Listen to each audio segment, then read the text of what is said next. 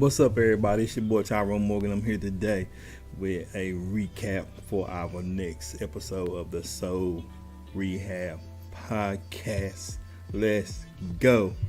Listen, today, I know the last 2 weeks we've had cuffing season and conversations about cuffing season, but today I want to kind of recap and rehash some stuff that we talked about earlier and I may even add some tips. I don't know, but cuffing season is something I don't know if the Lord put in my spirit, but it's something that I feel like is very dangerous for us singles to do. I think it's birthed out of comparison. I think that once we learn to be who we are and accept who we are and not define ourselves by the people that we are with, we will always suffer through these kind of seasons. And so I just want to reiterate a couple points. Today, I ain't going to be before you long. I'm going to try to make this podcast short because it's a recap. But cuffing season refers to a period of time where single people begin looking for a short-term partnership to pass the colder months of the year away. That's what cuffing season really is. It usually starts in October and ends on Valentine's Day because people want to get prepared for the spring and be summer bunnies or hot boys or whatever you want to call them. Anyhow, so they usually get out of the relationship because it was just to fill a gap. And what happens during these seasons is we gather a whole lot of somebody else's mess because we're not out of our mess. Yes, we must get out our own mess. And really instead of entering into unproductive cuffing season relationships, we should enter in preparedness for our single season. Yes, prepare. You must prepare for what you expect and what you want in a relationship. And guess what? That begins with you. You have to deal with this person on the inside of you because you will never know what you truly need when you don't really deal with who you are. You can't know what you need when you don't know who you are. I want you to get that. And that's why this recap is here. You can't know what you need in a mate if you don't know who you are. Because you always pick our preference. And I'm not saying preferences are bad, and I'll get into this a little bit later. But preferences should be more character preferences at the top of your list than physical at the and the physical should be at the bottom. I would say your at least top two should be character. Maybe you can round out the other three with really my top three is character traits, and the bottom two of my top five is physical. So we must learn to let our needs, what we need in a mate, outweigh our preferences, what we prefer in a mate. So cuffing season, because I like definitions, I want to kind of go and break the word down. So cuff is to secure with handcuffs. That's what cuff means. Season is a period of time. So cuffing season is to secure someone for a period of time for the sole purpose of being in the company of someone with having no intentions to stay together once that time is over. That's what cuffing season is. And I'm not saying there ain't been cuffing season relationships that last longer than that, but most of the time they don't last like you want them to because you've been in there in a negative space most of the time. So there's a danger to cuffing season to me. I think it attaches you. It gives you the ability to birth a season that you didn't have to go through. Let me make sure I clear that up. Birth a season of dysfunction that you didn't have to go through. Because usually when you get in these relationships, it's dysfunctional after the first couple months. You just putting up with the person so you can make it through the holidays. That's something else that's important about cuffing season. It's really birth due to holidays. So it's social media birth. A lot of it has really come to fruition because we want the pictures. We want the company when people bring up, well, you're not dating yet? You don't have anybody yet? You 40-some years old. You still single? All these kind of things that we worry about that we allow society to change in us. So there's a couple things that I feel like pushes us to participate in cuffing season. I said one of them already, social media. Another one is being bored. Learn to be bored, because every day is not exciting, and we build expectations of everyday excitement that we will never ever experience. I don't care if you are a bazillionaire, every day will not be exciting. So you must learn to birth a season, or be able to stand still and be bored sometimes. There's nothing wrong with that. Curb some of them expectations. A need for sex. A lot of us go into relationships just because we have a desire to have sex with somebody, which is the most craziest thing to do, because soul ties are real, and you can tie your soul to something that is as demonic as you possibly can have. So let's learn to deal with our flesh and not go into season just for sex. A loss of hope. Again, I mentioned that earlier. Being in your 40s or in your 30s or late 20s, when you plan to be married at 22 and have a house by 25 and have a job of your dreams by 24. Whatever it is, erase some of your expectations, because them are your timelines. That's not necessarily the way God wants to work in your life. So learn to curve our timelines. We like stuff to happen when we want it to happen. But if we learn to sit still and let them happen when it's supposed to happen, then we'll be all right. So that's another reason why people participate in cuffing season. A feeling of being out of time, which kind of ties into the loss of hope because of age, but something else, biological clock ticking. You ain't had children yet and you want a child before you get in your older age. You just stuff like that can really make you feel like you're running out of time. Being older, not being married, I mentioned that earlier. And probably the number one reason, a feeling of loneliness. Why do we feel lonely? Why we're not comfortable being with ourselves? And what I mean by that, do you like spending time with yourself? Yes, there will be times that you go through something and you feel like you're lonely, but just remember, you're never alone. That's the problem. We might feel lonely, but we're never actually alone. And so we learn to embrace them seasons, embrace our friends, be around a community of people who believe like you do, or think like you do, or even challenge the way you think, because that's something that your spouse will do. He or she will challenge the way you think about things, because if you're looking at a relationship properly, I believe every relationship should provide balance. And when you don't have that balance, that's when you have a lot of bumping of the heads, because two people trying to lead in one area, which would never work. So that's why I believe people participate in it. So what should you do instead of participating in cuffing season? I think the number one thing you should do is deal with your past. Heal. Hear me well. Heal. Let me say it one more time. Heal instead of participating in cuffing season. Because probably part of the reason why you don't have anybody, because you haven't healed, and people can't deal with your mess. So your mess will keep you out of a relationship that you desire. And if you're a believer, God is not going to send you the person or give you the opportunity to meet the person that you're supposed to be with if you still a mess. Deal with your inside out, inside out, inside out. Deal with yourself. Deal with the pain of your childhood. Deal with the pains of your past relationship. Deal with your family issues. Deal with your generational curses in your family. Deal with these things so you can be healed when you get ready to go into your next. So I believe healing is the number one reason. And if you're a believer, this got to be number 1, 2. So the other one was 1B. This is 1A. Discovering God. For me as a believer, discovering God helps me define who I was. Help me find myself, because I would see myself through the eyes of my Father. I saw what He put in me when He first created me, because we were all created with purpose and on purpose to solve a problem in the earth that is here to be solved while we're on the face of this earth. So discovering God was my biggest thing that helped me, and it helped me heal from my past also. So I will say discovering God. Matter of fact, it's one by itself. The other one is 2, dealing with your past, because God will help you deal with the parts of you that you need to deal with on the level that you're on. because healing comes in levels. And we must realize that and don't get discouraged.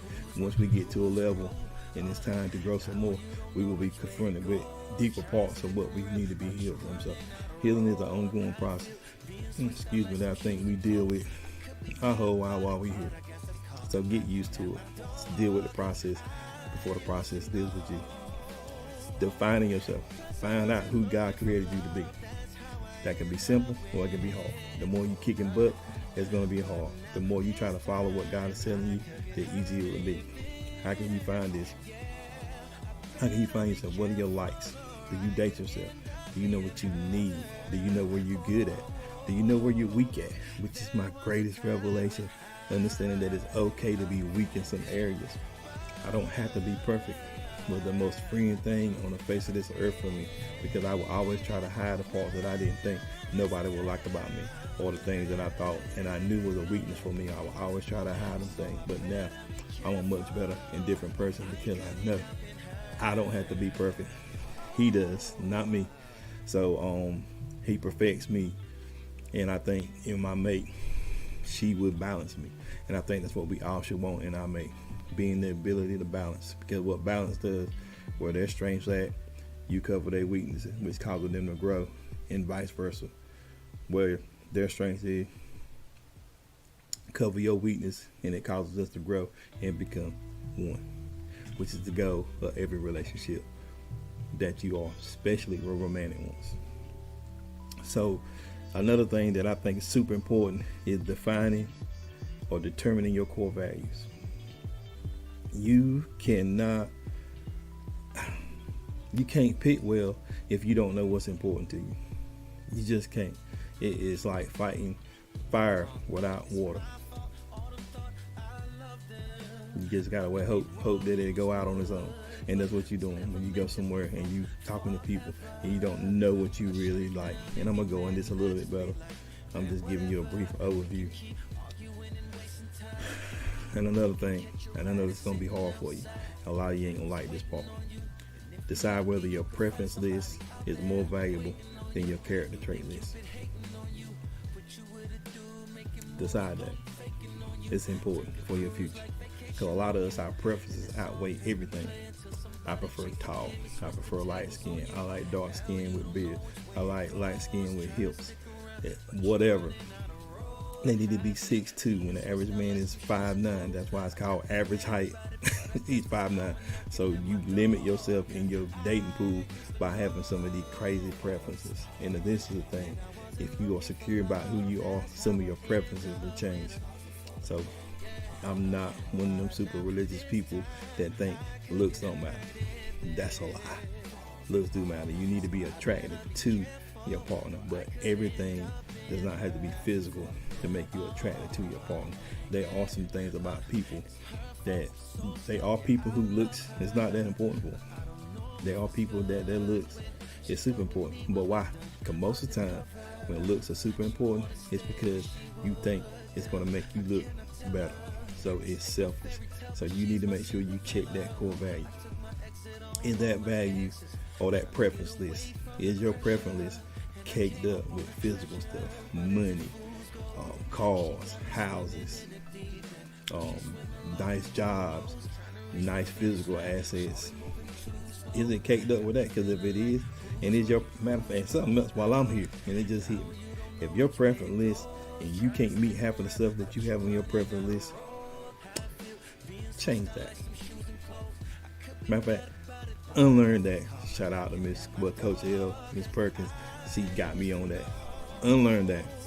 If you can't meet what's on your list, don't have the expectation for somebody else to meet that. It's ignorant. It's crazy.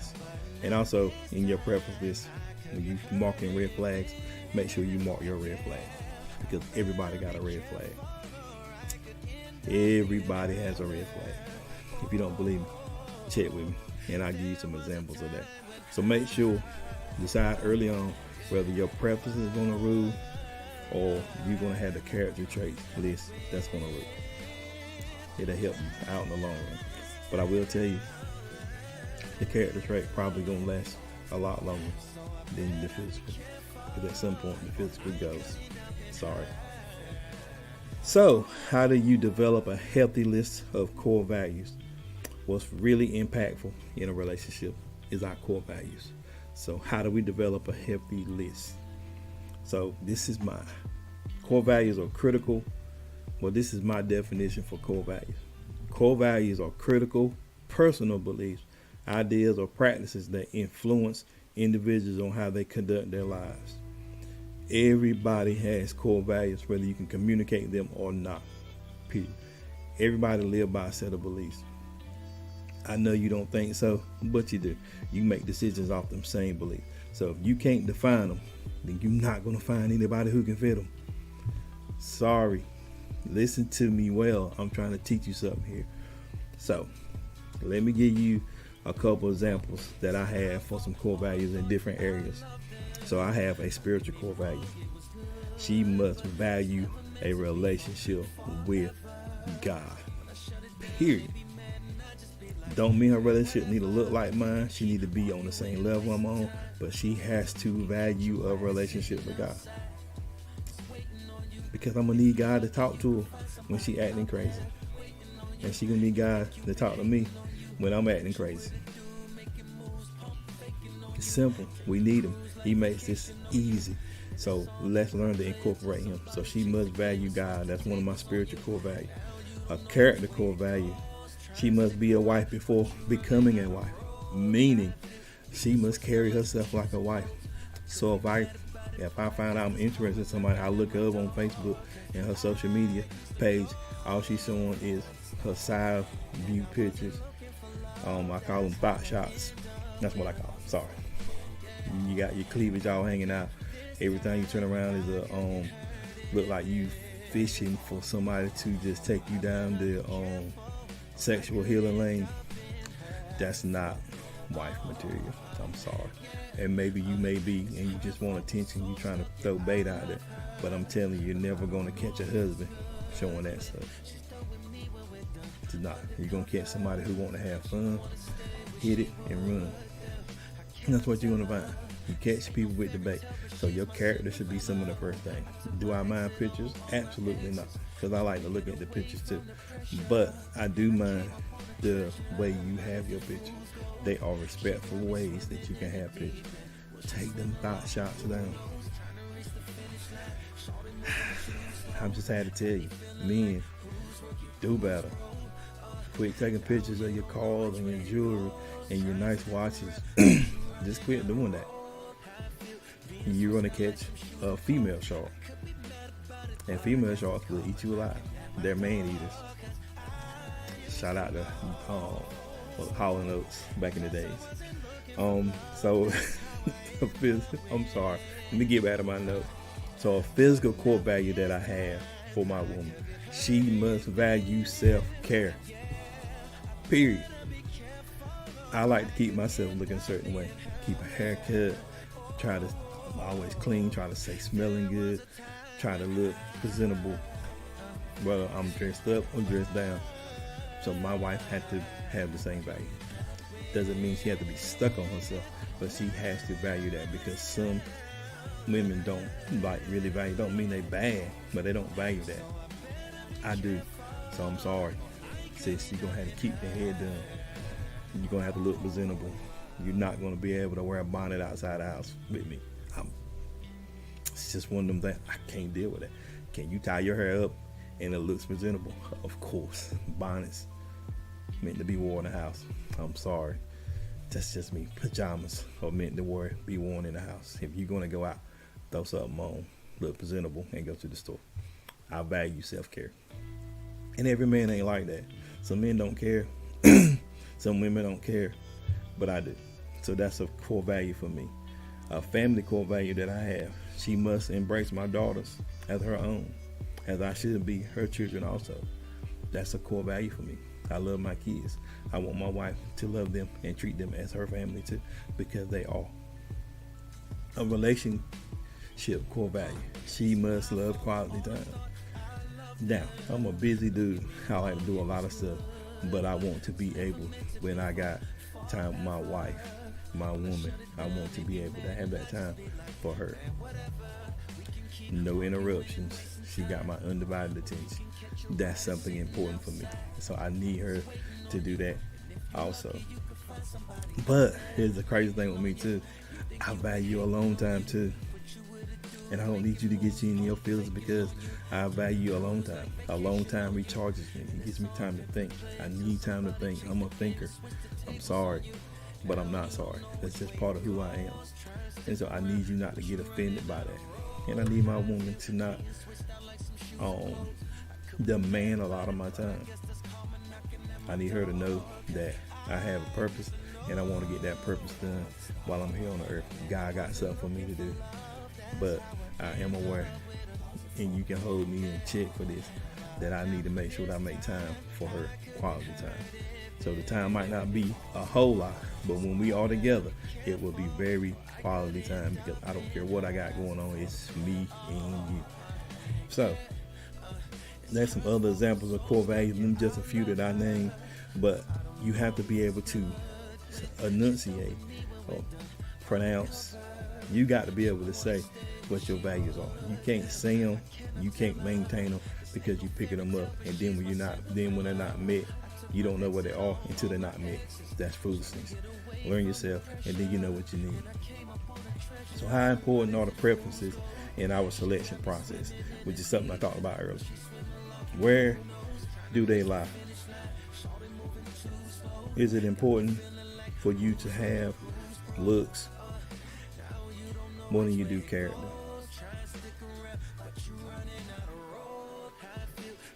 Oh, that's something. I'm glad I looked at these notes because that's something I did forget. While I'm still in the same section. So, how important are our preferences in our selection process? Is the question. Okay, listen. Brace yourself for this. Are you as much invested in being the right one as you are looking for the right one? And then sink in. Hold it right there, because I know that hurt. Are you just invested as being the right one as you are looking for the right one? I don't even want to go into that. I'm going to let that stay there, but I want you to think about that. Just sit there and let that marinate and see. Or you just invested in being the right one instead of finding the right one. Because if you do that, the right one will find you. I promise. Spend more time working on you than you do trying to fix somebody else that you cannot change. People, you can't change other people. Change yourself. Work on you. Have your core values written down. Have them memorized. Whatever it takes. Develop them things. And I still think I'm going to do a class on this because I really think it's important in helping people in their single season become who God created them to be so they can find who God has for them. So another thing before I close this thing out, don't let our preferences become our prison to keep us single. Don't let our preferences become a prison to keep us single. How many of us have passed up really good people because of a preference that really don't amount to a hill of beans? It's really superficial because when the doors close, you'd rather have somebody who really cares for you. When the doors close, you'd rather have somebody who will sit and listen to you and take time to show you that they're important. So, but does the money matter that much? Finances matter. Being a millionaire, does that matter?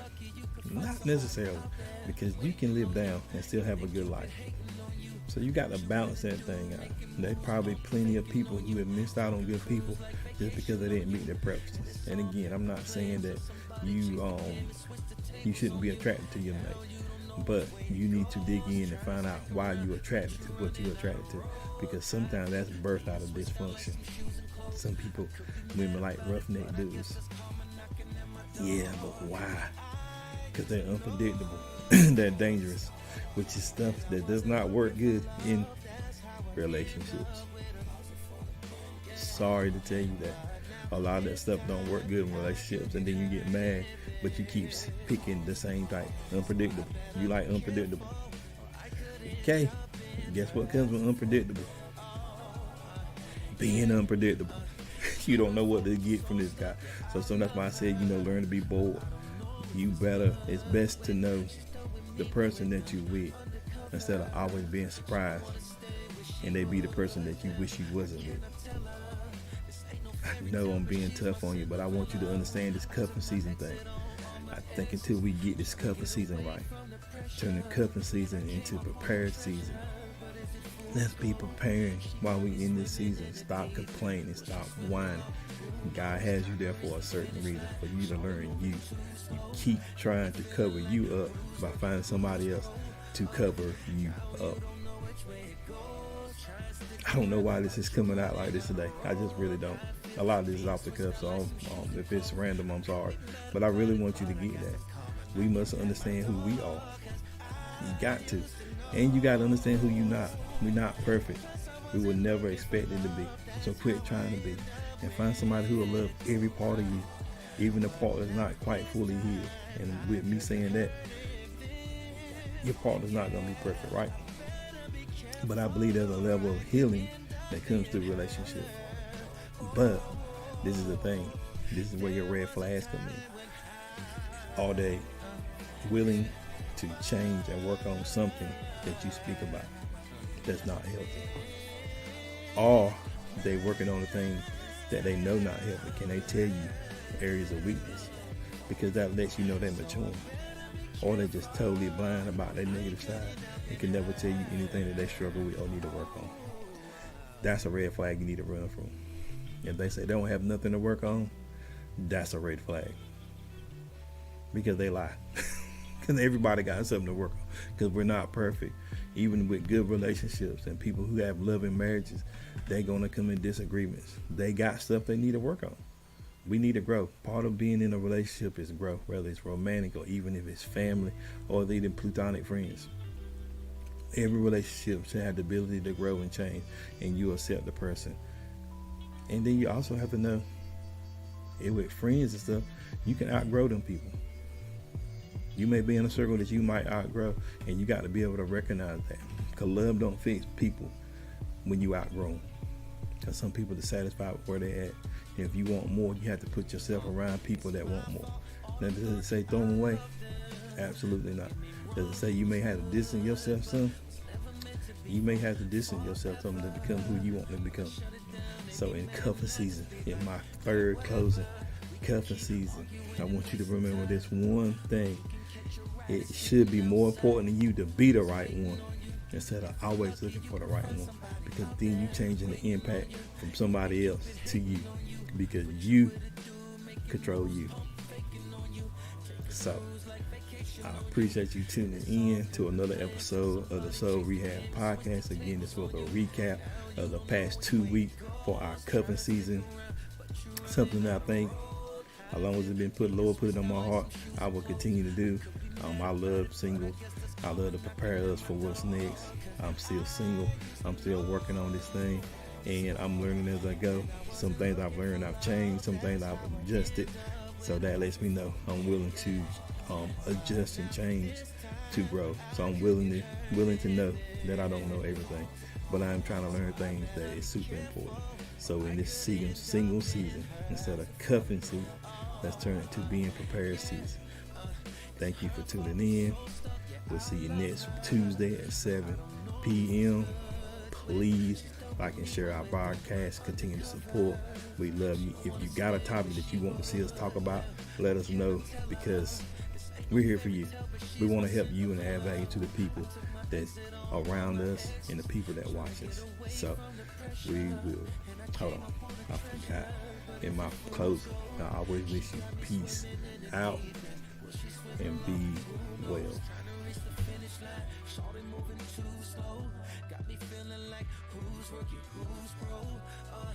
Now you don't know which way it goes. Try and stick around, but you're running out of